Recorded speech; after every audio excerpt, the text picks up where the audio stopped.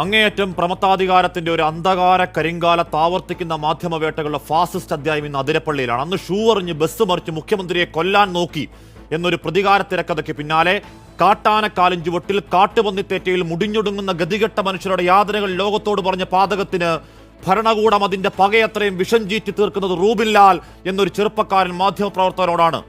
ഇന്നാണ് ഒരു ഗുണ്ടാത്തലവന്റെ വീട്ടിൽ പോയി മൃഷ്ടാന്നം നാണമില്ലാതെ അണ്ണാക്കിൽ തള്ളിയവരാണ്. അക്രമിയെ ജർമ്മനിക്ക് കയറ്റിവിട്ട് അധമന് കഞ്ഞിവെച്ചവരാണ്.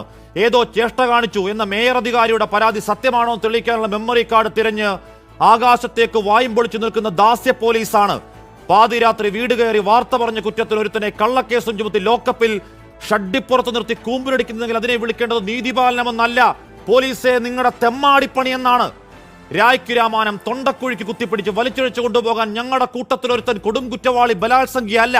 മുഖ്യമന്ത്രിയും മന്ത്രിമാരും കുടുംബസമേതം വിനോദയാത്രാ തിരക്കൊഴിഞ്ഞെങ്കിൽ ആ യാതനാ നരകത്തിൽ വീരാൻകുടിയിൽ മലക്കപ്പാറയിൽ ആളെ വിട്ടെന്ന് അന്വേഷിക്കണം. ആദിവാസികൾ പരമസാധുക്കൾ പറയും റൂബിൻ അവൻ ഞങ്ങളുടെ ചോരയാണ്, വേദന അറിയുന്ന കൂടപ്പിറപ്പാണ്. വനം വകുപ്പ് തിരിഞ്ഞു നോക്കാതെ പുഴുവരിച്ചു കിടന്ന ഒരു വയോധികയെ ചേർത്ത് പിടിച്ച് അവരുടെ ജീവൽ പ്രശ്നങ്ങളിൽ നിരന്തരം ഇടപെടുന്ന മനുഷ്യസ്നേഹിയെക്കുറിച്ച് ആർത്തിമൂത്ത് ചീർത്തു കൊഴുത്ത ഉദ്യോഗസ്ഥ കള്ളന്മാർക്കെതിരെ ക്യാമറയും വാർത്തയും ആയുധമാക്കിയവനാണ് ഒറ്റയാൾ പോരാടി. ആദിവാസികളെ പുഴുക്കളെ പോലെ കണ്ട് യുദ്ധം പ്രഖ്യാപിച്ച വനം വകുപ്പിന്റെ തെമ്മാടിത്തങ്ങൾ ലോകത്തോട് പറയുന്നത് പാതകമാണെങ്കിൽ ആ പോലീസ് നടപടി ഞങ്ങൾക്ക് പുരസ്കാരമാണ്, ആ കൈവിലങ്ങ് ഞങ്ങൾക്ക് പുല്ലാണ്. പേടിപ്പിക്കല്ലേ പിണറായി പോലീസെ. വാർത്താ സംഹാരത്തിന് മാധ്യമങ്ങളെ കഴിവേറ്റാൽ ഒരുമ്പിട്ടിറങ്ങിയവർ മോദിക്കാലത്തെ മാധ്യമവേട്ടയെക്കുറിച്ചങ്ങ് പ്രത്യയശാസ്ത്ര പൂങ്കണ്ണീരാണ്. ഇനിയും പച്ചക്കള്ളങ്ങൾ പറഞ്ഞ് കേസെടുത്ത് നായാടി മടുത്തെങ്കിൽ ആ സൈബർ വെറിയന്മാരെ കൊട്ടേഷൻ കൊടുത്തിറക്കി ഗൗരി ലങ്കേഷ് ഫോർമാറ്റിലങ്ങ് തീർത്ത് കളയാൻ തീരുമാനിച്ചാലും അനീതിക്കെതിരെ കമാന്നു മിണ്ടാതെ വായും പൊത്തി വീട്ടിൽ പോകാൻ അധികാര തമ്പ്രാനെ, തമ്പ്രാക്കളുടെ വേട്ട പോലീസെ നട്ടല് വാഴപ്പിണ്ടിയാക്കി വാഴ്ത്തപ്പാട്ടിന്റെ ദാസ്യപ്പണിക്ക് വേറെ ആളെ നോക്ക്. പ്രിയ പ്രേക്ഷകർക്ക് എൻകൗണ്ടറിലേക്ക് സ്വാഗതം.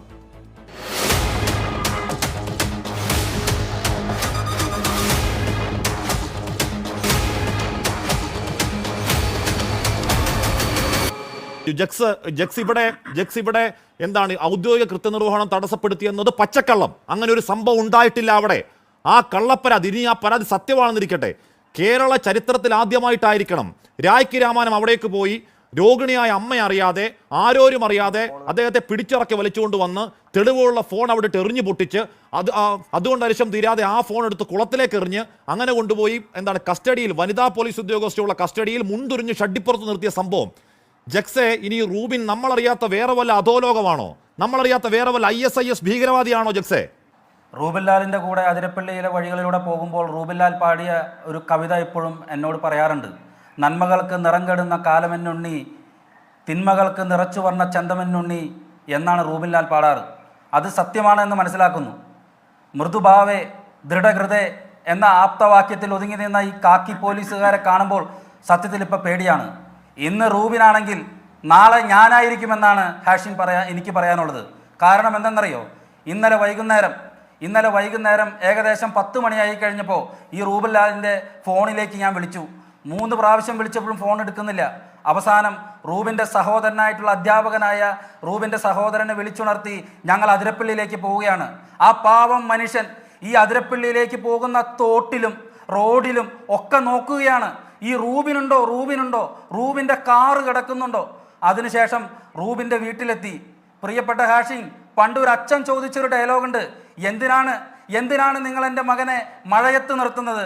അതുപോലെ അവിടെ ഒരു പാവം സ്ത്രീ വയ്യാതെ പ്രഷറും ഷുഗറും ഏറ്റ് എണിക്കാൻ പോലും പറ്റാതിരിക്കുന്ന റൂബിൻ ലാലിൻ്റെ അമ്മ ഞങ്ങളോട് ചോദിച്ചു, മോനെ മഴ പെയ്യുന്നുണ്ടല്ലോ, എൻ്റെ മോൻ കുട കൊണ്ടുപോയിട്ടുണ്ടോ, എൻ്റെ മോനെ കാണാനില്ല എന്ന് പറഞ്ഞപ്പോൾ ഒന്നും പറയാനുണ്ടായിരുന്നില്ല. അതിനുശേഷം റൂബിനെ കാണാനില്ല എന്ന് പറഞ്ഞുകൊണ്ട് ഈ പറയുന്ന അതിരപ്പള്ളി പോലീസ് സ്റ്റേഷന്റെ കവാടം കിടക്കുമ്പോൾ അതാ റൂബിനെ ഒരു മുറിയിലേക്ക് നീക്കി വലിച്ചു കൊണ്ടുപോകുന്നു. ഞങ്ങൾ അവിടെ നിന്ന് ഇവരോട് ചോദിച്ചു, റൂബിൻ എന്തേ എന്നുള്ളതിന് ഒരു ഉത്തരവും അവർ പറഞ്ഞില്ല. റൂബിൻ അറസ്റ്റ് ചെയ്തോ? ഉത്തരമില്ല. ഈ പാവം സഹോദരൻ ആ പോലീസുകാരോട് ഒന്ന് കാണാൻ സാധിക്കുമോ? എനിക്ക് സംശയമുണ്ട്. ആ രാത്രി നിയമവിരുദ്ധമായി കസ്റ്റഡിയിലെടുത്ത് അറസ്റ്റ് രേഖപ്പെടുത്താതെ തല്ലിക്കൊന്ന് കുഴിച്ചിടാനായിരുന്നോ പ്ലാൻ എന്നെനിക്ക് സംശയമുണ്ട്. കാര്യം ഞങ്ങളുടെ റിപ്പോർട്ടർമാർ വിളിക്കുന്നുണ്ട്, ഈ പോലീസ് മിണ്ടുന്നില്ല, ആ പോലീസ് ഫോൺ എടുക്കുന്നില്ല. CI വിളിക്കുമ്പോൾ CI ഹലോ എന്ന് പറഞ്ഞ് വെക്കുകയാണ്. തല്ലിക്കൊന്ന് കുഴിച്ചു മൂടാൻ പ്ലാൻ ഉണ്ടായിരുന്നോ സംശയമുണ്ട് രാജന്റെ മാതൃകയിൽ. ജക്സെ, അതാണ് ഞാൻ പറഞ്ഞത്. ഈ സഹോദരനും ഞാനും കൂടി ആ പോലീസ് സ്റ്റേഷന്റെ ഗേറ്റ് കടന്ന് ചെന്ന് അവിടെ ഞങ്ങൾ ആ മിന്നായം പോലെ ആ റൂബിനെ കണ്ടില്ലായിരുന്നെങ്കിൽ ഞങ്ങൾ പരാതി കൊടുക്കും, ആ പരാതി ഇവർ സ്വീകരിക്കും, റെസീറ്റും തരും, എന്നിട്ട് പോയിക്കൊള്ളാൻ പറയും. ആ രാത്രി എന്തുണ്ടാകുമെന്നുള്ളത് യാതൊരു സംശയമില്ല. എവിടെയെങ്കിലും പുഴത്തീരങ്ങളിലോ എവിടെയെങ്കിലും ഒക്കെ ഈ റൂബിലാൽ എന്ന് പറയുന്ന പരിസ്ഥിതിയെ സ്നേഹിക്കുന്ന, ആദിവാസികളെ സ്നേഹിക്കുന്ന ആ പാവൻ ചെറുപ്പക്കാരന്റെ ജഡമെങ്കിലും കിട്ടുമോ എന്ന് ഭയമുണ്ട്. ഇന്ന് റൂബിനാണെങ്കിൽ നാളെ ഞാനാണ്. ഞാൻ ഹാഷിനോടൊരു കഥ പറയാം. കുറച്ചു വർഷങ്ങൾക്ക് മുൻപ് ഈ അതിരപ്പള്ളിയിൽ ഒരു മൃതസംസ്കാരം നടന്നു. ഈ അതിരപ്പള്ളിയിലെ കാടുകളിലെ ആദിവാസികൾ നെഞ്ചോട് ചേർത്ത് പിടിച്ച് ഫോട്ടോയും വെച്ച് ഇരുന്ന് കരഞ്ഞു നിലവിളിച്ച് ഞങ്ങളുടെ നേതാവ്, ഞങ്ങളുടെ സഖാവ് പോയി എന്ന് പറഞ്ഞ് നിലവിളിച്ച ഒരു നേതാവ് ഉണ്ടായിരുന്നു. ആരാണെന്നറിയോ? ഈ റൂബിൻലാലിന്റെ അച്ഛൻ മണിലാൽ. അങ്ങനെയുള്ള മണിലാലിന്റെ മകനാണ് ഈ റൂബിൻലാൽ. റൂബിൻലാൽ പേടി സ്വപ്നമാണ് ആർക്കൊക്കെ? കാട് കൊള്ളയടിക്കുന്നവർക്ക്, വനവിഭവങ്ങൾ കൊള്ളയടിക്കുന്നവർക്ക്, VRS ഫണ്ട് അടിച്ചു മാറ്റുന്നവർക്ക്, ഇവർക്കൊക്കെ ഈ പറയുന്ന റൂബിൻലാൽ പേടി സ്വപ്നമായിരുന്നു. അങ്ങനെ റൂബിൻലാലിനെ ഒതുക്കാൻ വേണ്ടി, റൂബിൻലാലിനെ പൈശാചികമായി ഒതുക്കാൻ വേണ്ടി ഈ പറയുന്ന വനം വകുപ്പും പോലീസും ചേർന്ന് നടത്തിയ അതികിരാതമായിട്ടുള്ളൊരു മർദ്ദന മുറയാണ്. ആ രാത്രി റൂബിൻലാലിന്റെ വീട്ടിൽ കയറി ഈ പറയുന്ന ഉറക്കപ്പായയിൽ നിന്ന് മെന്നിപ്പിച്ച് കൊങ്ങയ്ക്ക് പിടിച്ച് ജീപ്പിലേക്ക് കയറ്റി നടക്കട എന്ന് പറഞ്ഞ് അടിച്ച് പോലീസ് സ്റ്റേഷനിൽ കൊണ്ടിരുത്തി ആരെയും അറിയിക്കാതെ ആ മണിക്കൂറുകൾ, നീണ്ട മണിക്കൂറുകൾ റൂബിൻലാലിനെ വിളിട്ടത്. 24 എന്ന ചാനലിന്റെ മാധ്യമ പ്രവർത്തകർ ശ്രീകണ്ഠൻ നായർ എന്ന് പറയുന്ന നല്ല മനുഷ്യൻ വിളിക്കാനുണ്ടായിരുന്നില്ലെങ്കിൽ, സൂരജ് എന്ന് പറയുന്ന തൃശ്ശൂർ ജില്ലാ റിപ്പോർട്ടർ വിളിക്കാനുണ്ടായിരുന്നില്ലെങ്കിൽ, ശ്രീകാന്ത് എന്ന് പറയുന്ന കൊച്ചിയിലെ ചീഫ് റിപ്പോർട്ടർ വിളിക്കാനുണ്ടായിരുന്നില്ലെങ്കിൽ, പ്രിയപ്പെട്ട സുഹൃത്തുക്കളെ, ഈ കേസ് ഇന്ന് ഇവിടെ ഇല്ല. റൂബിൻലാൽ എവിടെയാണെന്ന് പോലും പിടിയില്ല എന്നുള്ളൊരു കഥയായിരിക്കും ഉണ്ടാവുക.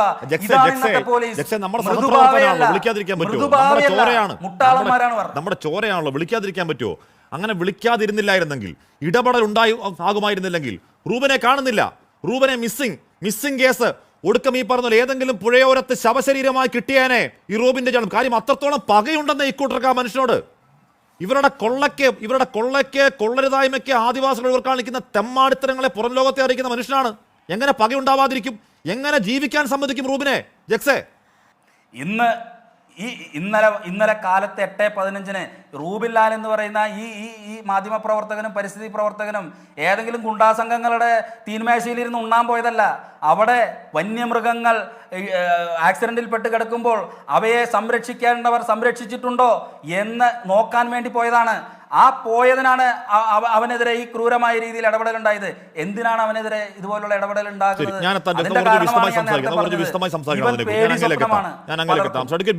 ശ്രീ ജക്സ്, ഞാൻ മനസ്സിലാക്കുന്നത് രാത്രി പോലീസ് സ്റ്റേഷനിൽ ഈ പറഞ്ഞ വനംവകുപ്പ് ഉദ്യോഗസ്ഥർ പോവാണ്. എങ്ങനെയാണ് പോകുന്നത്? അതായത് ഈ സംഭവത്തിൽ വനം മന്ത്രി അന്വേഷണത്തിന് നിർദ്ദേശിച്ചിട്ട് ആ വനം മന്ത്രിയുടെ മുഖത്തടിച്ച മട്ടിൽ CCFനെ മറികടന്നുകൊണ്ട് പോലീസിനെ കൊണ്ട് കേസെടുപ്പിക്കാൻ അവിടെ പോയി കുത്തിയിരിക്കുകയാണ്. സാധാരണ നോർമൽ പോട്ടെ, അറസ്റ്റ് മെമ്മോ ഒക്കെ പോട്ടെ, ഈ സംഭവ സ്ഥലത്ത് പോലീസ് ഒന്നും പോവില്ല. ഏത് കേസായാലും ഒന്നും പോവാതെ നേരെ പോവാണ് തൂക്കിയെടുക്കാൻ, അമ്മ മാത്രമുള്ള വീട്ടിൽ. ജക്സ്, അതാണ് പറഞ്ഞത്. ഇവിടെ ഈ വകുപ്പ് മന്ത്രി ഉത്തരവിട്ടതിന് ശേഷം, അന്വേഷണത്തിന് ഉത്തരവിട്ടതിന് ശേഷമാണ് ഈ ഒരു ഇടപെടൽ ഇവിടെ നടത്തുന്നത്. അപ്പോൾ ആ മന്ത്രിയോടുള്ള ഇവിടുത്തെ ഈ സംവിധാനങ്ങളോട്, ഈ ഫോറസ്റ്റ് സംവിധാനങ്ങളോട്, തങ്ങളുടെ വകുപ്പിൻ്റെ മന്ത്രിയോടുള്ള ഈ സംവിധാനങ്ങളുടെ രീതി എന്താണെന്നുള്ളത് നമുക്ക് കൃത്യമായിട്ട് മനസ്സിലാക്കാൻ സാധിക്കും. ഇവിടെ മറ്റൊരു കാര്യം പ്രധാനമായിട്ടും പറയാനുള്ളത്, ചാലക്കുടിയിലെ പ്രധാനപ്പെട്ട പോലീസ് സ്റ്റേഷനുകളെ സംബന്ധിച്ച് നോക്കുമ്പോൾ ഇപ്പോൾ കൊരട്ടിയുണ്ട്, ചാലക്കുടിയുണ്ട്, അതിരപ്പള്ളിയുണ്ട്. ഇങ്ങനെ പോലീസ് സ്റ്റേഷനുകൾ നോക്കുമ്പോൾ ഒരുപാട് നല്ല പ്രയത്നങ്ങൾ ചെയ്യുന്ന പോലീസുകാർ ഈ സ്റ്റേഷനുകളൊക്കെ തന്നെയുണ്ട്, ഇല്ലെന്നല്ല പറയുന്നത്. കൊരട്ടിയിൽ പാതയം പോലുള്ള വയറെറിയുന്നവർക്ക് ഭക്ഷണം കൊടുക്കുന്ന പദ്ധതി കൊടുക്കുന്ന BK അരുൺകുമാർ സാറിനെ പോലുള്ളവരുടെ സ്റ്റേഷനുകൾ ഉണ്ടായിരുന്നിട്ടുണ്ട്. ചാലക്കുടിയിലുണ്ട്. വിവിധ കൊലപാതക കേസുകളൊക്കെ ഉണ്ടാകുമ്പോൾ ഞങ്ങൾ സ്പെഷ്യൽ ബ്രാഞ്ചിലെ ഉദ്യോഗസ്ഥരുമായിട്ട് നേരിട്ട് ഇതിൻ്റെ തെളിവുകൾ നൽകി അവരെ പിടിക്കുന്നതിനുള്ള ഇടപാടുകൾ സഹായിക്കുന്ന സ്പെഷ്യൽ ബ്രാഞ്ച് ഉദ്യോഗസ്ഥരും പോലീസ് സംവിധാനങ്ങളും ചാലക്കുടിയിലുണ്ട്. പക്ഷേ അതിരപ്പള്ളിയിൽ സംഭവിച്ച കാര്യം, സത്യത്തിൽ ഈ പോലീസ് ഉദ്യോഗസ്ഥന് ഈ CI എന്ന് പറയുന്ന, ഈ ആൻഡ്രിക് എന്ന് പറയുന്ന മനസ്കന്, അദ്ദേഹത്തിന് ഈ അതിരപ്പള്ളിയിൽ നിൽക്കാൻ താല്പര്യമില്ല. എങ്ങനെയെങ്കിലും ഇവിടുന്ന് ചാടണം. എന്താണ് അദ്ദേഹത്തിന് അതിരപ്പള്ളിയിലേക്ക് സ്ഥലം മാറ്റാനുള്ള കാരണം എന്ന് നമുക്കറിയില്ല. പക്ഷേ അദ്ദേഹത്തിന് അവിടെ നിന്ന് പോരണം. അതിനുവേണ്ടി നിരന്തരമായ പ്രശ്നങ്ങൾ സൃഷ്ടിക്കുക. പോലീസ് സേനയ്ക്കിടയിൽ തന്നെ ഇദ്ദേഹം ചെയ്ത് ശരിയല്ല എന്നുള്ള രീതിയിൽ അഭിപ്രായമുണ്ട്. ഇദ്ദേഹം ഈ ഒരു കാരണവശാലും 8 മണിക്ക് ഈ പറയുന്ന പരാതി കിട്ടി 11 മണിക്ക് പോയിട്ട് ഇതുപോലെയുള്ള അറസ്റ്റ് രേഖപ്പെടുത്തുമ്പോൾ സാമാന്യ മര്യാദകൾ, മനുഷ്യത്വപരമായി സ്വീകരിക്കേണ്ട സാമാന്യ മര്യാദകളെല്ലാം ലംഘിച്ചു. അതുമാത്രമല്ല, നേരത്തെ ഹാഷിം പറഞ്ഞൊരു കാര്യത്തിൽ ഒരു ചെറിയ തിരുത്തും കൂടി ഉണ്ട്. ഈ റൂബിൻലാലിൻ്റെ ഫോൺ എന്ന് പറയുന്നത് ഒരു വലിയ രഹസ്യങ്ങളുടെ കലവറയാണ്. ആ ഫോൺ അടിച്ച് തകർത്ത് കണ്ണൻകുഴി തോട്ടിലേക്ക് എറിഞ്ഞു. അപ്പോൾ അതിൻ്റെ അർത്ഥം എന്താണ്? ഇനി ഒരു കാരണവശാലും ഈ പറയുന്ന തെളിവുകളൊന്നും പുറത്തു വരരുത്. രണ്ടാമത്തെ കാര്യം, ഇതൊരു മെസ്സേജാണ്. നിങ്ങൾക്കറിയാമെന്നറിയില്ല, ഈ കൊലപാതകങ്ങൾ നടക്കുമ്പോൾ അത് ചെയ്യുന്നവരൊരു മെസ്സേജ് കൈമാറുന്നുണ്ട്. ഇതിലും അതിൽ ഒരു മെസ്സേജ് ഉണ്ട്. എന്താണെന്നറിയോ? ഇനി ഇവിടെ നടക്കുന്ന കാര്യങ്ങൾ പുറം ലോകം അറിയിച്ചാൽ അതിനാരെങ്കിലും തുനിഞ്ഞിറങ്ങിയാൽ കസ്റ്റഡിയിൽ കിടക്കും.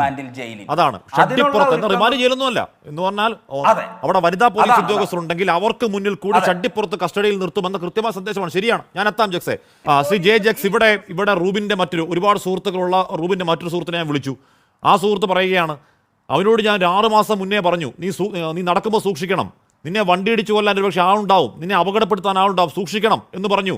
അപ്പോൾ റൂബിൻ വലിയ കാര്യമൊന്നുമില്ല, അതൊക്കെ അപ്പോൾ നോക്കാം എന്ന് പറഞ്ഞു. അപ്പോൾ ചേട്ടാ, ഇത്രമാത്രം ഈ വനം വകുപ്പ് ഉദ്യോഗസ്ഥർക്ക് ഈ പറയുന്ന ചെറുപ്പക്കാരനോട് കൊടിയ പകയുണ്ടാവാനുള്ള കാരണം യഥാർത്ഥത്തിൽ എന്താണ് ജക്സെ? സത്യത്തിൽ ഇവിടെ നേരത്തെ വക്കീൽ പറഞ്ഞ കാര്യത്തിൽ നിന്നും വ്യത്യസ്തമായ കുറച്ച് കാര്യങ്ങൾ നടക്കുന്നുണ്ട്. പോലീസ് നയത്തെ സംബന്ധിച്ച് ഇടതുപക്ഷം രൂപീകരിച്ചിട്ടുള്ള നയമുണ്ട്. പക്ഷേ ആ നയത്തിൽ നിന്നും കാതങ്ങൾക്കപ്പുറത്താണ് നിൽക്കുന്നത്. ഇപ്പോൾ ഈ അടുത്ത അവസരത്തിൽ ഹൈക്കോടതി തന്നെ ഒരു വിഷയത്തിൽ പറഞ്ഞൊരു കാര്യം ശ്രദ്ധിച്ചിട്ടുണ്ടോയെന്നറിയില്ല. ദേവൻ രാമചന്ദ്രൻ, ആദരണീയനായ അദ്ദേഹം പറഞ്ഞ സംഭവം, ഈ പോലീസിൻ്റെ ആത്മവീര്യം സംരക്ഷിക്കാൻ തെറ്റ് ചെയ്തവരെ സംരക്ഷിക്കുകയാണോ വേണ്ടതെന്ന് കോടതി നേരിട്ട് ചോദിച്ചു. കാരണം ഇവിടെ പോലീസ് നയം രൂപപ്പെടുത്തിയെടുക്കുന്നതിൽ തന്നെ വലിയ ആത്മാർത്ഥത കാണിക്കുന്നില്ല എന്നുള്ളതാണ് സത്യസന്ധമായ കാര്യം. എത്ര 800 ജില്ലാ പോലീസുകളാണ് ക്രിമിനൽ സംഘത്തിൽപ്പെട്ട ആളുകളുണ്ടായിരുന്നത്. ആ സംഘത്തിൽപ്പെട്ട ആളുകളെ പിരിച്ചുവിടാനായിട്ടുള്ള ഇടപെടൽ എവിടം വരെയായി? ഇതൊന്നും നടക്കുന്നില്ല. മറ്റൊരു കാര്യം ഇവിടെ പറയാനുള്ളത്, ഈ റൂബിൻലാലിൻ്റെ അച്ഛനും റൂബിലും ഒക്കെ തന്നെ സജീവമായിട്ടുള്ള ഒരു CPM അനുഭാവികളാണ്. റൂബിൻലാലിൻ്റെ കുടുംബം തന്നെ. ഇന്ന് അതിരപ്പള്ളിയിലെ പഞ്ചായത്ത് പ്രസിഡന്റും അവിടുത്തെ പാർട്ടിയുടെ നേതാക്കന്മാരൊക്കെ സബ് ജയിലിലേക്ക് പോകുന്ന വരെ എല്ലാ കാര്യങ്ങളിലും അവരുണ്ടായിരുന്നു. പക്ഷേ ഒരു പ്രധാനപ്പെട്ട കാര്യം ഉന്നയിക്കുന്നത്, ജനങ്ങൾക്ക് സുരക്ഷിതത്വവും ജനങ്ങളുടെ ജീവന് സംരക്ഷണവും നൽകുന്ന ഇടതുപക്ഷം ഭരിക്കുന്ന ഈ സംസ്ഥാനത്ത് ഈ പോലീസിനെ കയറൂരി വിട്ടിരിക്കുകയാണോ എന്ന് പാർട്ടി അണികൾക്കിടയിൽ തന്നെ വലിയ ചർച്ചയുണ്ട്. അപ്പോൾ ഇത് എവിടേക്കാണ് ഇത് കൊണ്ടുപോകുന്നത്? ഇത് പുഴുക്കുത്തുകളെ കൊണ്ട് കേവലം 5-10 വരുന്ന നേരത്തെ രാജു പി നായർ പറഞ്ഞ വിഘ്നേഷ് എന്ന് പറയുന്ന പാമ്പിടിച്ച പയ്യൻ അവിടുത്തെ ഡിവൈഎഫ്ഐയുടെ സജീവ പ്രവർത്തകനാണ്. ഈ പറഞ്ഞ റൂബിന്റെ അച്ഛൻ അവിടുത്തെ CPMന്റെ പ്രധാന നേതാവായിരുന്നു. എന്ന് പറഞ്ഞാൽ അവിടുത്തെ ഒരു ജനകീയ നേതാവാണ്. അദ്ദേഹം മരിച്ചപ്പോൾ 100 കണക്കിന് മനുഷ്യർ കണ്ണീരൊഴിച്ച ജനകീയ നേതാവാണ്. ഇപ്പൊ CPMകാർ കവർ ഭരിക്കുമ്പോൾ ഇതാണ് ഗതികേടെങ്കിൽ മറ്റു മനുഷ്യരുടെ കാര്യം പറയണോ ഈ നാട്ടിൽ ജക്സെ? അതെ, അതിലേക്കാണ് ഞാൻ പറഞ്ഞു വരുന്നത്. അപ്പോൾ നേരത്തെ ഹാഷിം പറഞ്ഞ കാര്യം, എന്തുകൊണ്ട് റൂബിൻ വേട്ടയാടപ്പെടുന്നു? റൂബിൻ വേട്ടയാടപ്പെടുന്നത് കുസുമ ടീച്ചർ പറഞ്ഞ കാര്യങ്ങളൊക്കെ തന്നെയാണ്. റൂബിൻ്റെ ഇടപെടൽ വരുന്നത് എല്ലാം തന്നെ ഈ പറയുന്ന ആദിവാസി മേഖലയിലും, ഞാൻ നേരത്തെ പറഞ്ഞവരെ വനവിഭവങ്ങൾ കൊള്ളയടിക്കുന്നവരെ കൃത്യമായ വിവരങ്ങളാണ് എടുക്കുന്നത്. അതിരപ്പള്ളി മേഖലയിൽ, വാൽപ്പാറ മേഖല, അതുപോലെ തന്നെ മലക്കപ്പാറ തുടങ്ങിയ മേഖലകളിലൊക്കെ തന്നെ നടക്കുന്ന കാടിനെ സംബന്ധിക്കുന്ന കാര്യങ്ങൾ. ഇവരുടെ കുടുംബത്തിന് ഒരു പ്രത്യേകത ഉണ്ട്. ഇവൻ്റെ അച്ഛൻ, ഈ മണിലാലേട്ടൻ, ഈ കാടുകളിലെ ഊരുകളിലൊക്കെ തന്നെ വളരെ സജീവമായിട്ട് സുപരിചിതനായ ഒരു വ്യക്തിയാണ്. അതേ കഴിവ് തന്നെ ഈ റൂബിൻലാലിനുണ്ട്. അപ്പോൾ അങ്ങനെ ഈ കാടിൻ്റെ ഉള്ളിൽ നടക്കുന്ന വിഷയങ്ങൾ കൃത്യമായി പുറം ലോകത്തേക്ക് എത്തിക്കുന്ന ഒരു വലിയ വഴിയാണ് റൂബിൻ. അവിടെയാണ് വെട്ട് വരുന്നത്, അവിടെയാണ് ജെട്ടിപ്പുറം വരുന്നത്, അവിടെയാണ് മൊബൈൽ ഫോൺ അടിച്ചു പൊളിക്കുന്നത്. അതാണ് കൊടുക്കുന്ന ഏറ്റവും വലിയ സന്ദേശം. ഈ പോലീസ് സംവിധാനങ്ങൾ റൂബിനോട് മാത്രമല്ല, അതായത് പൊല്യൂഷൻ സർട്ടിഫിക്കറ്റിൻ്റെ കാലാവധി 1 മാസം ഉണ്ടായിട്ടും അതിനു മുന്നേ പിഴയടച്ച് തന്നൊരു വ്യക്തിയാണ് ഞാൻ ആ കാര്യം മറന്നുപോയി, ആ കേസുമായി ബന്ധപ്പെട്ട കാര്യം. പക്ഷേ ഇപ്പോഴും ആ പോലീസ് ഉദ്യോഗസ്ഥൻ എന്നെ കാണുമ്പോൾ കൈ ചുരുട്ടലും മുഷ്ടി പിടിക്കലും എന്താ കാണിക്കുന്നത്? ഇതൊക്കെ നൽകുന്ന സന്ദേശം എന്താണ്? ഇതൊക്കെ കാണിക്കുന്ന സന്ദേശം കിരാതമായ ക്രിമിനൽ തൊപ്പി വച്ചിരിക്കുന്ന ഒരു സേനയായിട്ട് ഈ പോലീസ് സേന മാറുന്നു. ഇവരെ നിയന്ത്രിക്കാനോ ഇവരെ കൃത്യമായിട്ട് കൂച്ചുവിലങ്ങിട്ട് ഇവർക്ക് കാര്യങ്ങൾ ബോധ്യപ്പെടുത്തി കൊടുക്കാനോ അല്ലെങ്കിൽ നയരൂപീകരണം നടത്തുവാനോ ഇവിടെ സംവിധാനങ്ങൾക്കാവുന്നില്ല. പാർട്ടി അണികൾ പോലും ഇത്തരത്തിൽ യാതന അനുഭവിക്കുമ്പോൾ ഹാഷിം നേരത്തെ പറഞ്ഞ ചോദ്യം തന്നെ വളരെ പ്രസക്തമാണ്. കേരളത്തിലെ സാധാരണക്കാരുടെ സ്ഥിതി എന്തായിരിക്കും എന്നുള്ള കാര്യം ഉയർന്ന ഇവിടെ ഈ പോലീസാണ് രാത്രി ഏതെങ്കിലും കള്ളക്കേസിൽ കുടുക്കി വീട്ടിൽ നിന്ന് പൊക്കിക്കൊണ്ടുപോയി കസ്റ്റഡിയിൽ ഇട്ടില്ലെങ്കിൽ നാളെ വീണ്ടും കാണാം.